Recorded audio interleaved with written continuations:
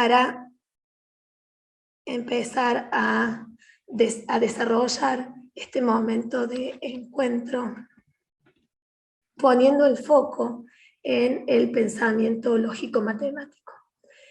En relación a este módulo, el módulo número 3, particularmente voy a poner el foco, como ya he dicho, en lo que ustedes han referido a la resolución de problemas, a las características que tiene que tener una situación para ser considerada realmente problema, y a los modos de intervención docente para promover el pensamiento lógico-matemático, poniendo el foco en las distintas acciones que los matemáticos desarrollan, los procesos que ellos llevan a cabo para producir matemática.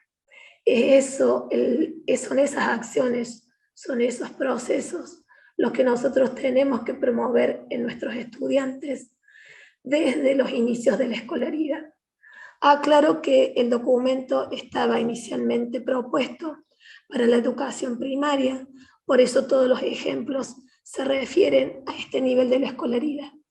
En el desarrollo de esta instancia sincrónica, yo voy a ejemplificar y voy a destacar variables didácticas que son adecuadas y pertinentes para iniciar el desarrollo del pensamiento lógico-matemático desde la educación inicial. Y como dije particularmente, voy a considerar los ejemplos que he incluido en el documento número 11. De todos los ejemplos voy a poner el foco en una de las situaciones que ustedes han leído, que se llama banderines. Entonces retomo, está bien, en esto del análisis del enunciado del problema 1, estaba destacando que cada una de las frases tienen una intencionalidad en el enunciado. Hay unas que ayudan a centrar la observación del estudiante en aquel aspecto que se va a observar para elaborar los dos grupos. Es la frase, miran con atención el borde de los banderines. La otra frase de los banderines, además de mirar el borde, van a considerar a aquellos que tienen borde parecido, orienta a los estudiantes en la relación de comparación. Tengo que buscar justamente qué es lo que tienen en común algún grupo de los banderines para poder elaborar dos grupos, es decir, para poder realizar la clasificación de todos los banderines en dos grupos. Y destaco lo siguiente: cuando yo estoy haciendo referencia a clasificar, tienen que considerarse todos los elementos que se han dado, de tal manera que no quede ninguno aislado y que no pertenezca a ningún grupo, y que el criterio me permita que no haya un elemento que pueda pertenecer a dos grupos. Si hay un elemento que pertenece a dos grupos, no he clasificado adecuadamente los elementos que tenía dados. Entonces, cada uno de las frases que han estado incluidas en el enunciado del problema en relación a los banderines han estado pensadas para promover intencionalmente el desarrollo del pensamiento matemático. ¿Qué hubiera ocurrido si en relación a este enunciado se hubiera modificado alguno de los aspectos del mismo? ¿Está bien? Si yo particularmente hubiese modificado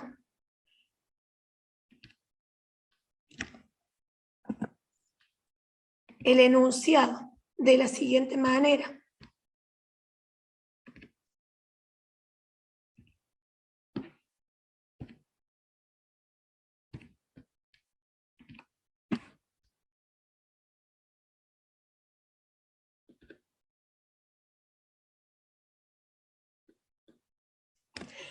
y hubiera dicho lo siguiente.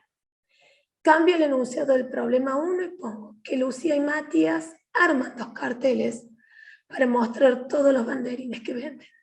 Los banderines tienen estas formas, les doy exactamente los mismos banderines que antes, pero les pongo en qué cartel colocaría en cada banderín y le doy los 2 carteles ya confeccionados. Digo, banderines que tienen una o más líneas curvas en el borde, banderines que no tienen líneas curvas en el borde.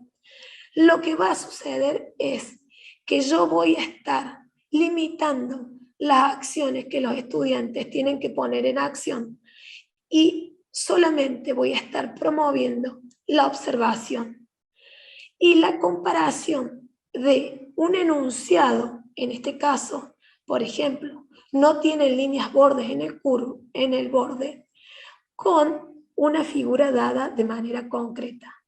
Los estudiantes no estarían clasificando porque la clasificación la hubiera realizado, ya la estaría dada, lo hubiera realizado el docente.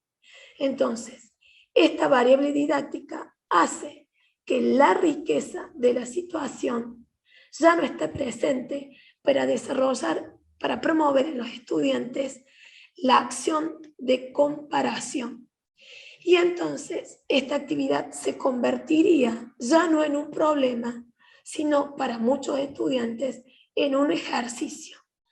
Y en esto es necesario poner el foco, porque muchas veces situaciones que son ricas porque están elaboradas para ser un problema, cuando uno realiza una variable del mismo, una variable didáctica, hace que el problema se transforme en un ejercicio.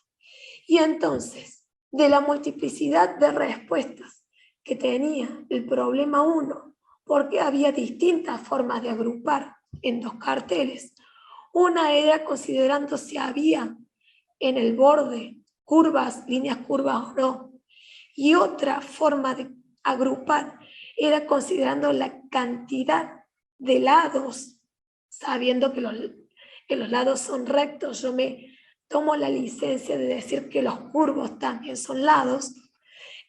Digamos, otra forma de agrupar sería según la cantidad de lados, y así podría armar otro agrupamiento que sea banderines que tienen 3 lados, banderines que tienen 4 lados. Ya no sería posible esa clasificación y estaría dando una respuesta única. Al cambiar el enunciado del problema, yo no voy a permitir que aparezcan múltiples respuestas, sino que estaría admitiendo una única respuesta correcta. De ahí lo fundamental de tener en cuenta que cada vez que yo elaboro o selecciono un enunciado, tengo que hacer el análisis de cuáles son las acciones que el estudiante tiene que poner de manifiesto para resolver esa situación. Y si realmente la puesta en acción de esas acciones es múltiples, variadas, y si el enunciado de la situación me va a conducir a múltiples respuestas aceptadas como correctas o a una única respuesta aceptada como válida y correcta. Destaco esto porque muchos de ustedes habían puesto de manifiesto que muchas veces como docentes dejamos de tener en cuenta estas características de los enunciados que hacen que una situación sea problema o se transforme en un ejercicio. Avanzando, voy a poner de manifiesto otras decisiones didácticas que se han tenido en cuenta al elaborar el enunciado de ese problema que he seleccionado.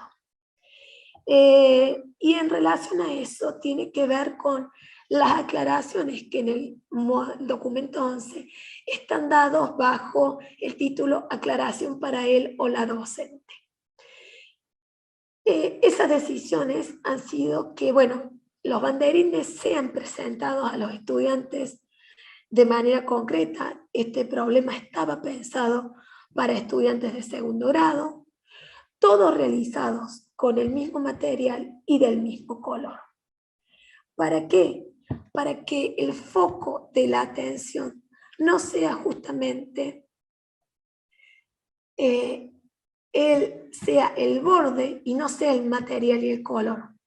Si yo hubiera querido plantear esta situación para estudiantes de educación inicial, quizás lo hubiera modificado diciendo que no se fijen en el borde, sino que se puedan fijar en la textura o en el color de los banderines. Entonces el enunciado hubiera sido: arman dos grupos, observen con atención cómo están realizados los banderines y entonces armen con esos banderines dos agrupamientos e indiquen qué tuvieran en cuenta para realizar los mismos.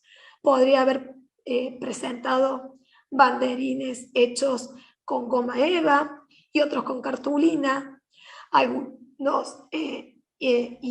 algunos con colores amarillos, otros con rojo o algunos con lunares. Yo tendría que pensar, si quiero dos agrupamientos y quiero que el foco sea el material con el que fue realizado y el color, de poner banderines de dos colores y banderines realizados con dos materiales, para que la clasificación sea ya no por un atributo geométrico que tiene que ver con el contorno de la figura, sino con un atributo observable y tangible, concretamente, como son el color y la textura. Y además destaco que otra de las decisiones didácticas y que hace que los estudiantes tomen conciencia de cuál fue el criterio que usaron para clasificar tiene que ver con la demanda de colocar un título. En la problema original, justamente esto está presente. En la modificación didáctica que se presentó a continuación, esto no es necesario porque el criterio de clasificación no fue construido por los estudiantes. El criterio de clasificación fue impuesto por el docente.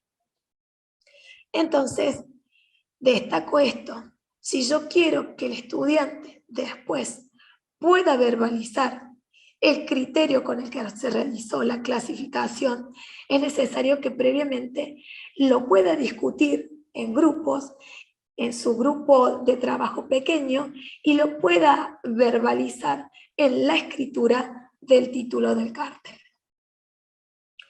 Y acá respondo a los interrogantes de si los estudiantes en educación inicial pueden comenzar a desarrollar su pensamiento matemático. Por supuesto que sí. ¿Y qué acciones pueden poner en,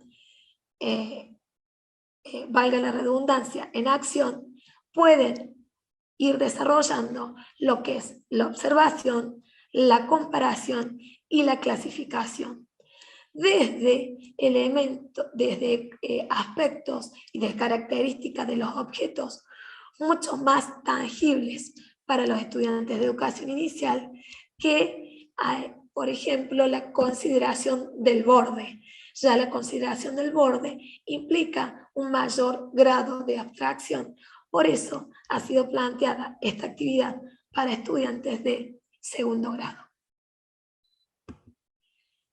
Y también destaco la necesidad de tener presente en el desarrollo del pensamiento matemático las intervenciones docentes, en virtud de que son fundamentales en el momento de la resolución de tal manera que no induzcan a los estudiantes cuál es el procedimiento que tienen que poner en acción para resolver el problema.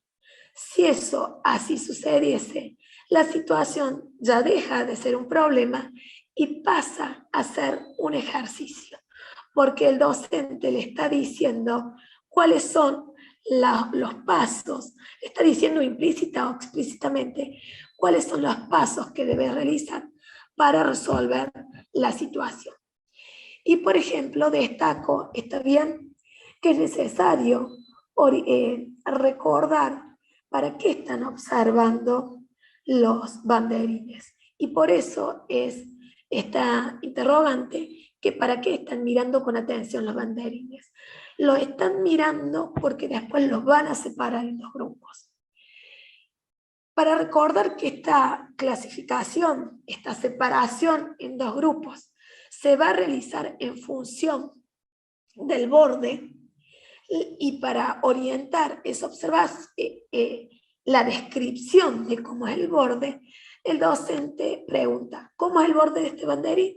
Y el de este otro, si el estudiante lo necesitase, yo puedo solicitar que su otro grupo comparta con aquel que no sabe o no puede verbalizar esta descripción, que pueda decir que está mirando en este banderín, de tal manera que se constituya en un experto par que ayude en el proceso de observar los otros banderines.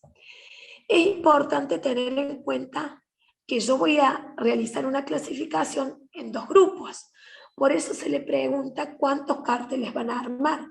Si yo hubiera solicitado una clasificación en más grupos, bueno, además de quizás tener que cambiar los banderines expuestos, yo podría haber clasificado, por ejemplo, además de tener, si hubiera solicitado 4 carteles, podría haber tenido los que tienen 3 lados con alguno curvo, los que tienen 3 lados sin ninguno curvo, los que tienen 4 lados sin ninguno curvo, los que tienen 4 lados con algún lado curvo. Entonces, es importante recordarles a los estudiantes que la clasificación se va a realizar solo en dos grupos. Y esta pregunta de ¿pueden quedar banderines sin pegar en los carteles? Hace referencia a que cuando yo armo una buena clasificación, todos los elementos que se metieron tienen que quedar en alguno de los grupos. Bueno, y esto de para qué quieren colocar un título en el cartel tiene que ver, como dije anteriormente, en recordar que los estudiantes tienen que explicitar el criterio de clasificación. En ningún momento del enunciado se le dice la palabra clasificar. ¿Por qué? Porque la intencionalidad es que a medida que avance en el desarrollo del problema, de la secuencia de problemas vinculados con los banderines, y que los estudiantes vayan poniendo en acción la clasificación, en algún momento, así como se institucionaliza un contenido matemático, también se institucionalice este procedimiento y se diga que esta acción de buscar lo que tienen en común varios elementos para poder agruparlos es lo que se llama clasificar. No es necesario que se haga justamente como final de todos los problemas de esta secuencia. Quizás se tengan que desarrollar varias secuencias didácticas donde los estudiantes pongan en acción la clasificación para poder llegar a una institucionalización adecuada de esta acción matemática. Y destaco lo siguiente. Cuando yo hago la institucionalización, la conclusión, no es necesario que se dé al final de una clase. Es muy probable que se dé como conclusión de un conjunto de clases. Yo voy a desarrollar un problema, los estudiantes lo van a resolver. En otro encuentro o en el mismo espacio de una clase, quizás alcance a desarrollar el momento de confrontación de las soluciones, pero no es que necesariamente después de ese momento de confrontación tiene que haber una institucionalización. La institucionalización, la conclusión, se podría lograr luego de una serie de problemas donde los estudiantes han resuelto, han puesto en acción un conocimiento y en el momento de revisar qué es lo que hemos realizado en un conjunto de problemas, poder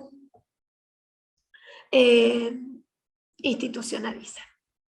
Vamos a continuar avanzando con otro ejemplo, ya para poder poner el vínculo entre el segundo ciclo y el tercer ciclo de la educación primaria, y particularmente he elegido el problema de figuras pegadas y voy a plantear inicialmente el juego inicial. ¿Por qué destaco el juego inicial? Porque el juego inicial es el que me va a dar elementos para que los estudiantes se familiaricen con la lógica del problema 1 y los subsiguientes. Es una serie de cartas, hay cartas desde el 4 hasta el 15 inclusive, y una imagen que particularmente se les llama casitas pegadas, y se les solicita a los estudiantes que jueguen de tal manera que ellos sacan una carta y van a tener que, en el juego, anticipar si con la cantidad de palitos que indica en la carta, ellos podrían formar una casita o más pegadas, 1, 2, 3, 4 casitas pegadas, sin que sobre ni falte ningún palito. Si esto es posible, ¿no es cierto? Bueno, ellos van a ganar 3 puntos y si ellos anticipan adecuadamente, y bueno, si esto no es así, obtienen otro puntaje. Los estudiantes juegan varias veces a esta propuesta para que luego se tengan que determinar cuáles son las cartas que le permiten obtener 3 puntos. Y acá de nuevo los estudiantes van a tener que observar y comparar, pero ya no van a tener que observar y comparar figuras, van a tener que observar y comparar registros que ellos han realizado en virtud de colocar cuál es la carta que ellos extrajeron y si con esa carta pudieron o no obtener 3 puntos. Entonces, si bien sigo trabajando en esta propuesta para el segundo ciclo, la observación y la comparación ya es una comparación mucho más abstracta, donde yo me tengo que fijar solamente en el número y qué efectos me produjo ese número en el sentido de si me permitió o no obtener el puntaje máximo, que es de 3. ¿Por qué se plantea esta observación y comparación inicial? Porque esta observación y comparación inicial van a ser fundamentales para dar respuesta a lo que se plantea en el problema 1. En el problema 1 se les demanda justamente buscar cartas que sean mayores que las dadas, que les permitan obtener 3 puntos. Y acá aparecen otras acciones involucradas. ¿Cuáles son la de identificar y la de experimentar? Identificar en estas cartas que en el juego inicial me permitieron obtener 3 puntos, identificar qué es lo común. Bueno, si ustedes han resuelto la situación, son justamente, digamos, la cantidad de palitos que se van agregando para tener una nueva casita pegada. Son los dos verdes, uno naranja y uno azul. Es decir, voy agregando de a 4 palitos. De tal manera que las cartas que me permiten obtener puntaje 3 es la 4, es la del 8, es la del 12. Y las otras no me permiten obtener ese puntaje. Por eso, intencionalmente hay 3 veces el 4, 3 cartas de 8 y 3 cartas de 12. Justamente para que los estudiantes vean que esas son las que le permiten obtener 3 puntos. ¿Y qué tienen? ¿Está bien? En común, tienen que identificar que todas estas cartas o van de 4 en 4, o están en la tabla del 4, o son, digo, ¿está bien? Yo la fui logrando a partir de la otra, adicionando 4, está bien eso de ir de 4 en 4, está en la escala del 4, digo, son distintas expresiones que los estudiantes pueden emplear para indicar lo que tienen en común todas estas cartas y que me permitan experimentar con cartas que están entre el 15 y el 30 para ver si estas me permiten también obtener 3 puntos. Porque que la carta del 4, la del 8 y la del 12 vayan de 4 en 4, no me garantiza que la del 16 me permita obtener también 3 puntos. Los estudiantes probablemente tengan que experimentar con el material concreto de los palitos para ver si esto es viable. Esta experimentación se va complejizando cuando la carta se acerca al 30. Por eso se les dice 3 cartas. Es muy probable que los estudiantes encuentren la del 16, la del 20 y la del 24, porque son las más cercanas a aquellas con las que estuvieron trabajando. Pero en el momento de discusión, el docente puede poner en consideración si va a aparecer o si es viable de que aparezca una carta mayor que el 24 que también me permita obtener estos 3 puntos. Y pensando que esta propuesta fue diseñada para el cuarto grado, digo, ¿se podría considerar en el laboratorio de sexto grado? Sí, se podría considerar y estas acciones serían necesarias y me permitirían generalizar. Si yo planteo, luego de esta situación, el siguiente interrogante: ¿es posible agregar cartas con números entre 60 y 100 que permitan obtener 3 puntos? Esto que yo probé para un caso, para un grupo particular de cartas, tengo que extenderlo a un grupo mayor de cartas donde este conjunto inicial está contenido. Aclaro que la generalización, entendida como acción que realizan los matemáticos para construir conocimiento dentro de esta ciencia, es un proceso muy complejo. Por eso no es adecuado decir que uno con los estudiantes de educación inicial y de primer ciclo generaliza. Lo que hace es establecer una conclusión que es válido para estos casos que hemos analizado. Pero digamos, si nosotros le solicitáramos a los estudiantes analizar si es posible de extender a un conjunto más amplio, donde ellos no tengan control, eso no lo podrían hacer porque el pensamiento de ellos todavía está más apegado a lo concreto y este proceso de generalización requiere de mayor avance en la abstracción.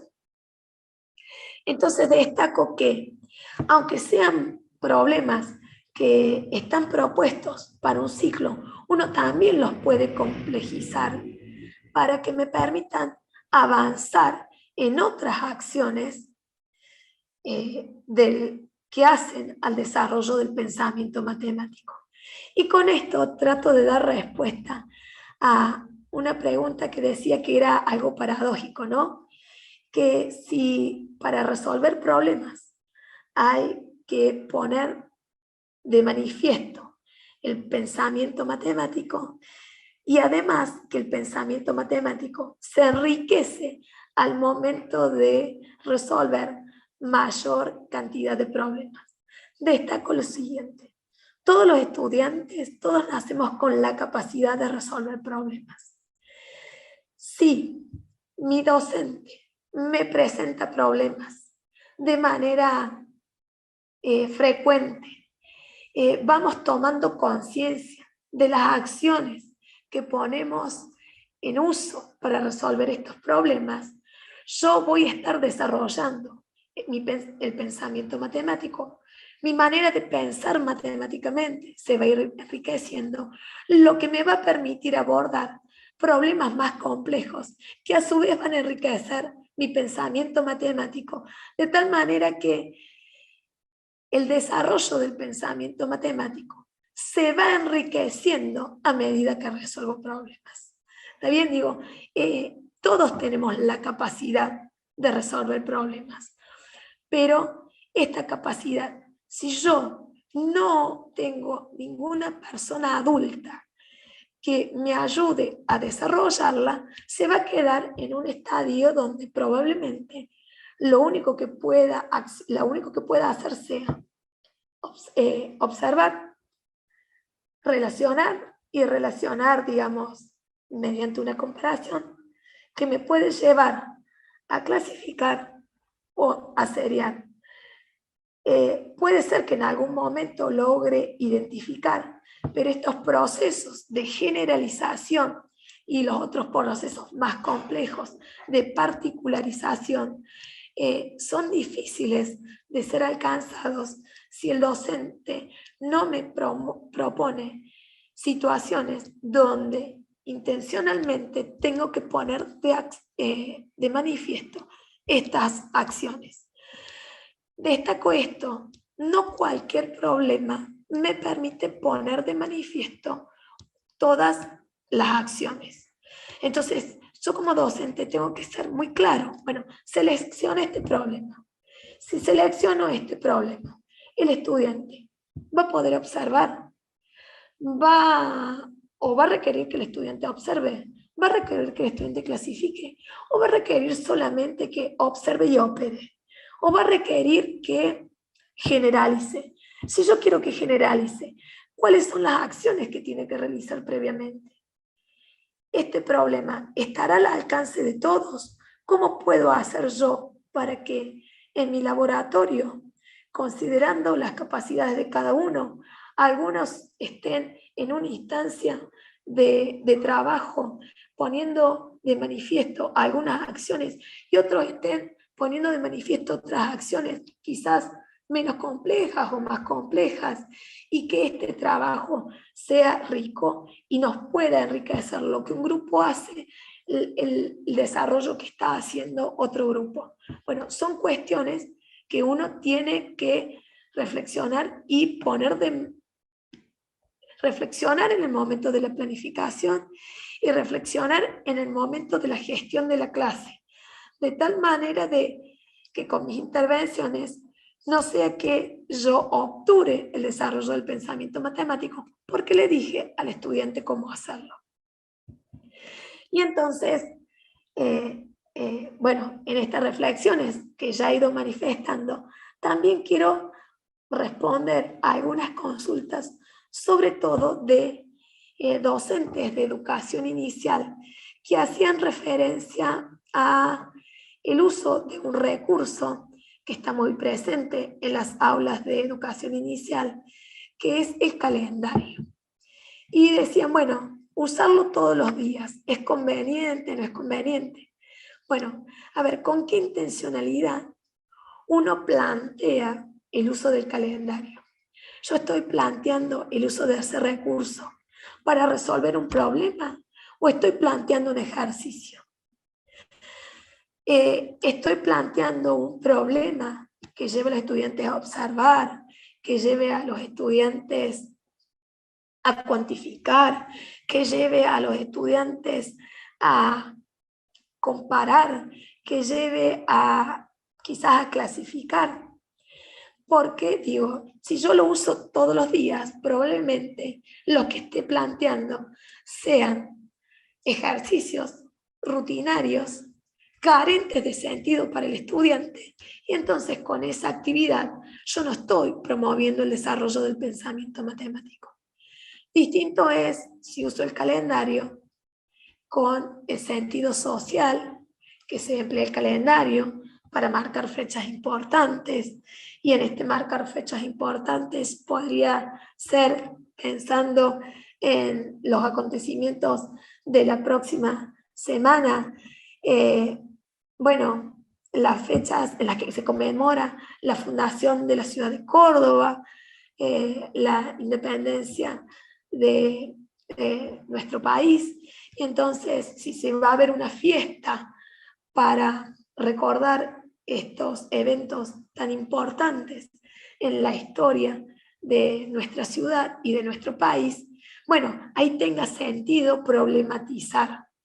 O si yo presento un calendario de todos los meses del año, con todos los meses del año, y he marcado las fechas de los cumpleaños y quiero saber en qué mes hay mayor cantidad de cumpleaños, bueno, ahí sí voy a tener que comparar, voy a tener que observar cuántos cumpleaños hay en cada mes, voy a tener que cuantificar cuántos cumpleaños hay en cada mes para poder comparar cuantitativamente y establecer en función del criterio que hayamos establecido. Quizás el criterio es solamente buscar el que tiene mayor cantidad de cumpleaños, pongo el que tiene más cantidad de cumpleaños, los que no tienen esa cantidad de cumpleaños, ya armando un grupo.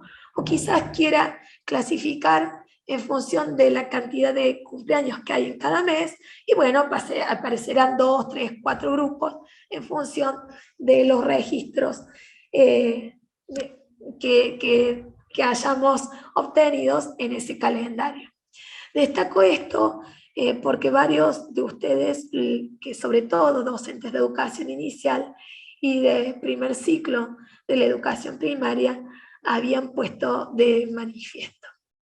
Bueno, espero haber sido clara, con esto haber dado respuesta y a lo que ustedes habían manifestado en esos comentarios en relación a los documentos leídos y a los visionados de los aportes de la doctora Reyes y del doctor Ponte en relación al desarrollo del pensamiento matemático.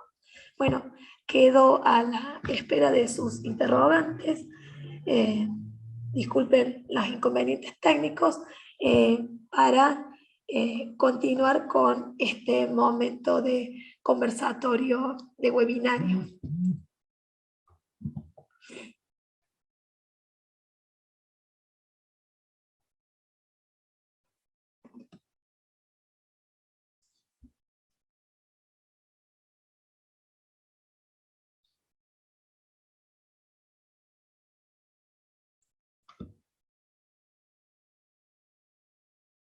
Vamos a esperar un ratito más a ver si hay alguna consulta que quieran compartir.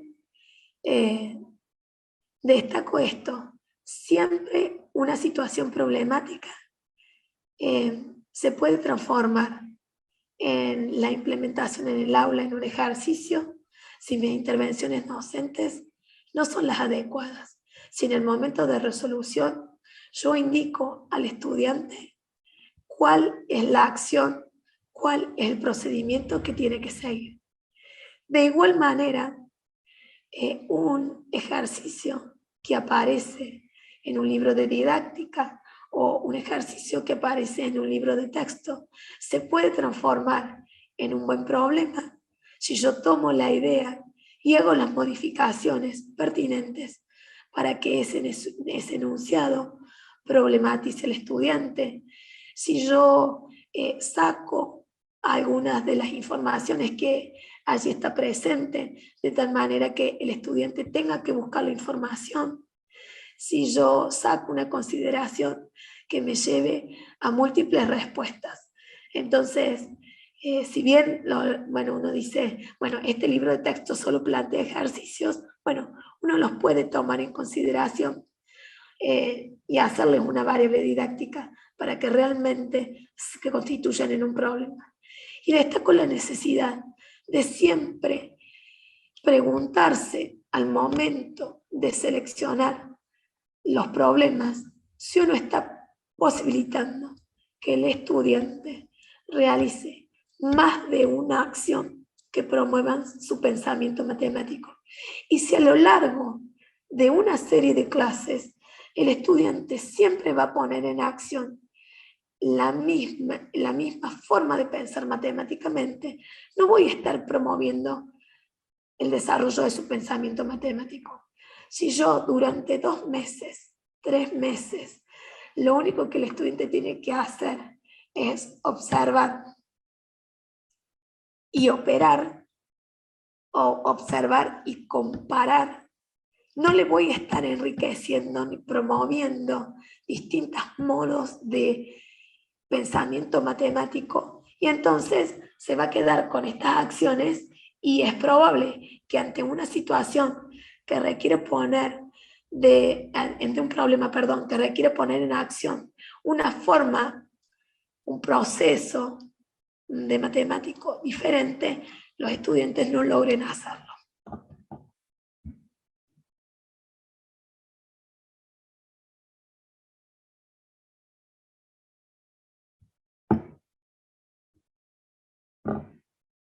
Mientras espero los interrogantes, vamos a esperar un minutito más. Disculpen, voy a tomar un poquito de agua.